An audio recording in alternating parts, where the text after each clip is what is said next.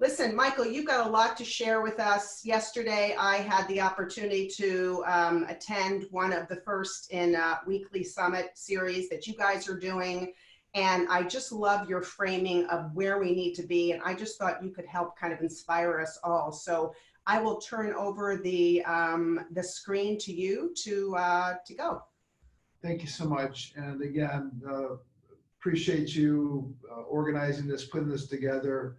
It is so important, not only because of the crisis that we are facing, but really just this ongoing crisis that has been happening in our schools for many years. And I think the fact of the matter is, here everybody realizes people are dying, but the fact is we put kids in schools that don't give them the skills and knowledge and education they need to be successful in life, and they basically are dying in a different way. And I think that's, I'm not trying to be too dramatic. I think that's just the way it is. Clearly, you know, we've gone through a shock to the system here over the past couple of months. You know, we have 1 million people around the world that have been diagnosed with coronavirus, and that 20% or more than 20% of that's the United States. 50,000 people have died. Economically, just saw the data yesterday, another 6.6 million people put on unemployment. And it's the devastation here is substantial, and it's, and people's lives are being impacted, and that's, you know, our hearts go out to all the people directly affected, but also just the deep level of gratitude that we have for the first responders and the healthcare professionals that are putting their life in harm's way to fight this invisible, insidious foe. And we are going to defeat it, but it's definitely been a gigantic challenge. Something that's happened with this whole crisis is the fact that you now have 1.4 billion students, K-12 and college, that have been put online overnight. That includes, and that doesn't include the over 100 million teachers and professors that have had the same consequences. And when you look at what's happened in the digital learning space, we're calling this the dawn of the age of digital learning, because what's happened effectively is you've had a shift for the past 25 years of more and more instruction and courses and so forth being delivered online. But this has basically accelerated everything into the future. Effectively, you know, you've had, you know, over 1 billion people that have gotten thrown in the deep end of the online learning pool. And what we think is going to happen, you're told basically to sink or swim. And what's going to happen with that is, you know, some people are going to sink. Some people are going to basically crawl to the edge of the pool and get out and say, gosh, I'm never going to go back in there again. It was too terrible experience. But what you're going to have is a lot of people, a lot of students, a lot of teachers, a lot of professors that say, you know, they got comfortable with it after initially being frightened. And they said, you know what, this is pretty good. And they're going to never, you know, they're going to continue to enjoy it and utilize it more and more and more. And I really believe that's what we're seeing take place here. I think it's really become, you know, not only the dawn of digital learning, but I think you're seeing this really kind of acceleration into the future, which is exciting for the overall mission that we have, which is giving everybody an equal opportunity to participate in the future. Talent, we believe, is equally distributed, opportunities not.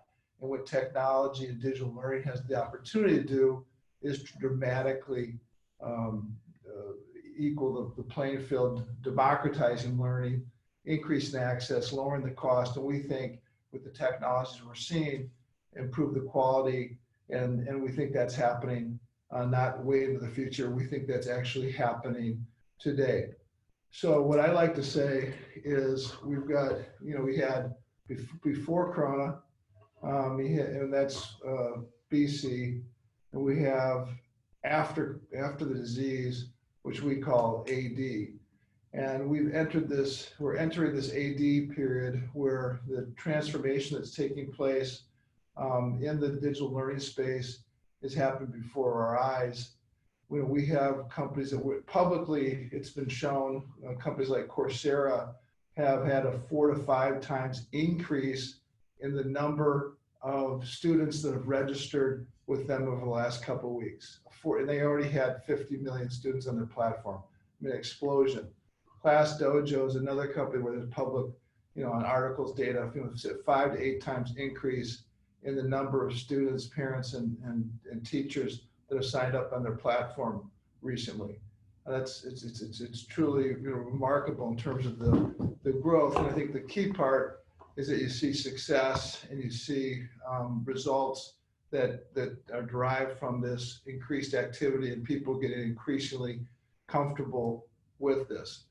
One last comment I have, as we talk about the AD world that we're entering today, is when you see truly transformative change in any industry, it's where you're seeing converging technologies, disruptive technologies coming together with to create unique, powerful solutions. And so, today, when you look at the digital learning space, online learning has really come into its own.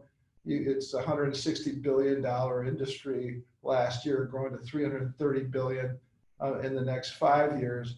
But you're seeing these converging disruptive technologies of 5G, which is 20 times faster than 4G. We have blockchain, which is going to create not only a distributed ledger, but really be able to create knowledge as a currency. So it's not just your degree or other formal academic credentials that give you opportunity in the future.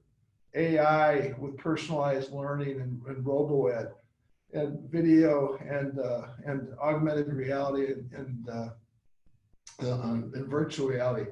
All these coming together to create unique solutions. So whether you're having a virtual lab, taking advantage of 5G and augmented reality, or whether you're doing personalized learning through robotics and artificial intelligence, all this is not some space age fantasy. It's all happening today, and it's going to make a radically different outcome, we think, for children's lives and their opportunity for the future. So I'm very excited, Jeannie and Michael, for the Center for Education Reform being in the front of this, hosting this webinar today. And we're looking forward to the conversation, and I'll be back kind of giving a summary with others after we've been able to go through the program. So thank you. Michael, thank you. Let me just ask you one quick question before you leave us. There was a question from Michael Flood. How do we unlock the educational opportunities for millions of families? The broadband issue, obviously, people to choose online, virtual right now. What do you see as the most important and immediate thing we can all be doing? Yeah, well, I mean, again, I think access is important, and I think you can't just say, well, everybody has access to broadband, everybody has access to a device, because they don't. But that's a relatively small problem. It's quantifiable.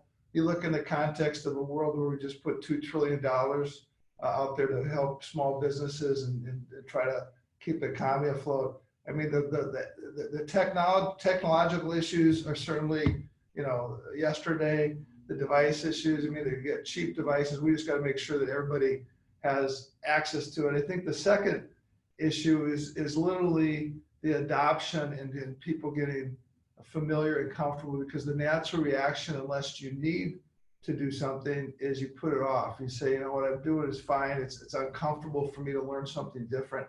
I think the biggest issues are not that of, can you solve this? Can you get poor kids and families that are under-resourced? Can you give them that? We can solve that in many different ways.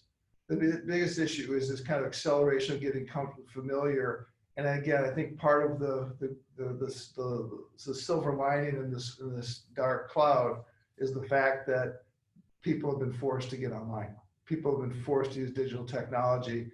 And again, I think you're seeing that kind of natural, uncomfortable to, hey, this is pretty good, and to never going back.